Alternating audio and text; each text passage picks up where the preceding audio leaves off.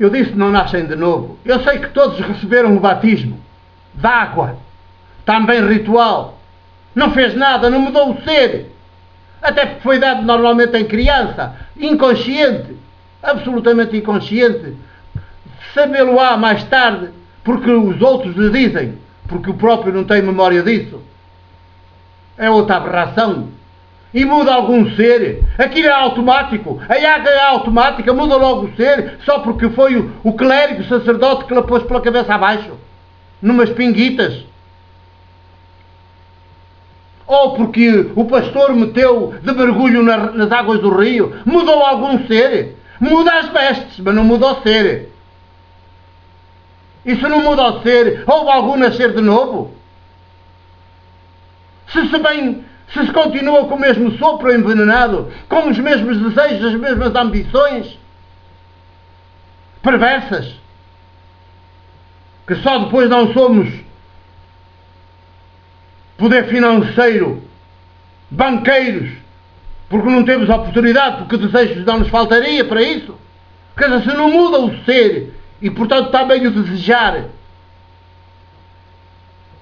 há alguma transformação?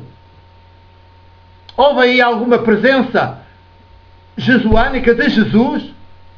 Há aí algum sopro, espírito de Jesus, o mesmo de Jesus? Nada! Há o sopro, espírito envenenado do Deus ídolo, dos três poderes, que alimenta a vaidade dos pais, que são capazes de se endividar só para fazerem o banquete do batismo, do rito do batismo, da comunhãozita, ou daquela festinha do Pai Nosso, antes ainda da comunhão. E depois que comunhão? A da hóstia. Muda algum ser? Alimenta o ser humano? Sacia o ser humano? Ou por contrário, é uma vaidade, é uma ostentação. Portanto alimenta, mas é o desvio do humano.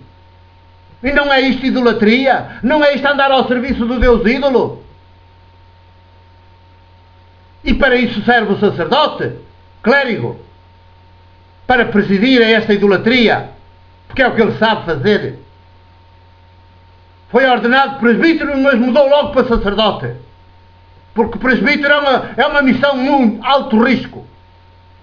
Presbítero na história, no mundo, e então hoje, em século XXI, é uma missão de alto risco. Alto risco já é a missão de Jesus no século I, pois no século XXI ainda de mais alto risco é ser presbítero. Sacerdote só dá requintes, só dá luxo, só dá poder, só dá prestígio, põe toda a gente de cócaras a terem medo deles. E até se fazem disparates, encobrem. E são os primeiros a colaborar para lhes meter o dinheiro lá.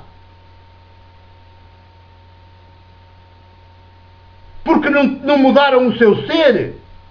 E assim como aspiram a ser ricos, também querem ver o seu pároco rico. Tenha orgulho nisso. Que tenha o carro topo de gama. Tenha orgulho nisso. Já que não podem ser eles, desejo tema, não podem, ao menos que o seu pároco seja. E trabalham para isso. E atiram para lá, dão para lá. Não veem que o corrompem.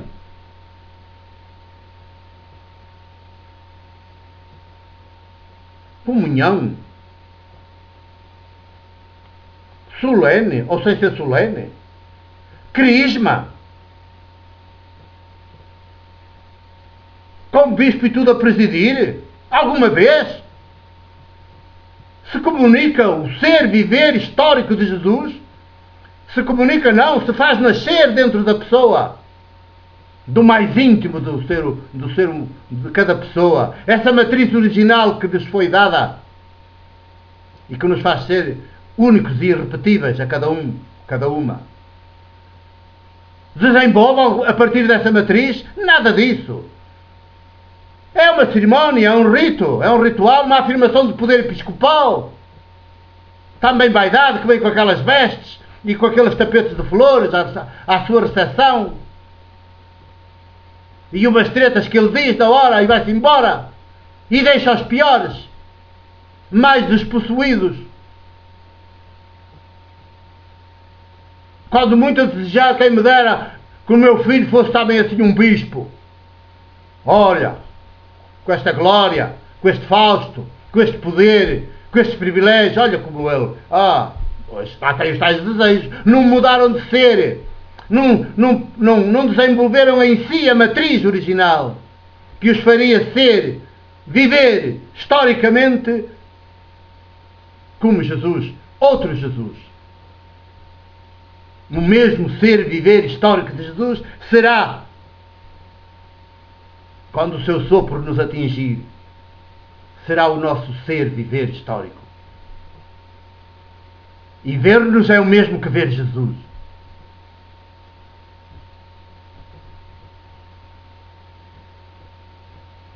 Senão, vê-nos e vêem o poder, vêem o Deus ídolo, vêem a mentira institucionalizada. Quando se saciaram, quando é que haverá na história, neste terceiro milénio, um momento histórico em que se pode dizer que os povos despossuídos, que é hoje a esmagadora maioria da humanidade, se saciaram, comeram quanto quiseram e saciaram-se? E acrescenta: recolhei os pedaços que sobraram para que nada se perca. É uma ordem que deu aos discípulos. Tiveram de fazer alguma coisa de útil, que até então ainda não tinham feito nada de útil. Recolheram-nos aos pedaços. Aqui já não se fala nem de pão nem de peixe. Portanto, aquilo que lhes disse no princípio, que pode nem ter havido pão nem peixe físico. É o pão palavra. Jesus abriu por completo, partilhou por completo a sabedoria que é vive.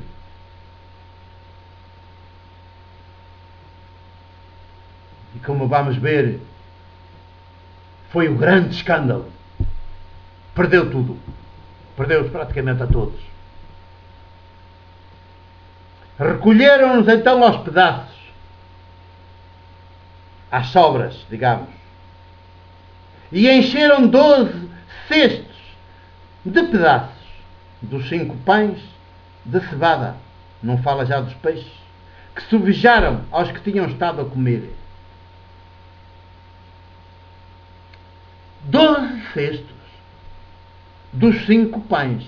Aqui já nem fala dos 2 peixes, portanto não fez o 7, fez 5. Parece que os pedaços vêm só dos 5. Porquê? Porque o 5 era o Pentateuco. E Jesus esteve a apresentar o seu, não Pentateuco, que Jesus não faz lei, não é da lei, o seu pão. O Pentateuco era a lei, era o pão, a doutrina oficial do povo judeu, sobretudo dos seus dirigentes, dos seus chefes. Porque do povo se diz, até os fariseus dizem, essa gente que não sabe nada da lei do Pentateuco é maldita. Só o não saber a lei já era uma maldição. 5 pães é o espírito, é o sopro maiútico. 5 é o número do espírito.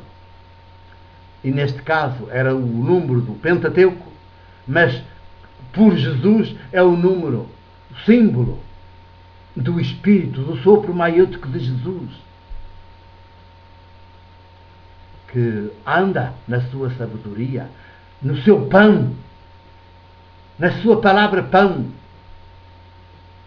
no seu pão palavra, no seu ser viver histórico, em última instância, no seu ser viver histórico. De Jesus saía esse sopro maiútico, esse espírito maiútico que o habitava. Já prosseguimos.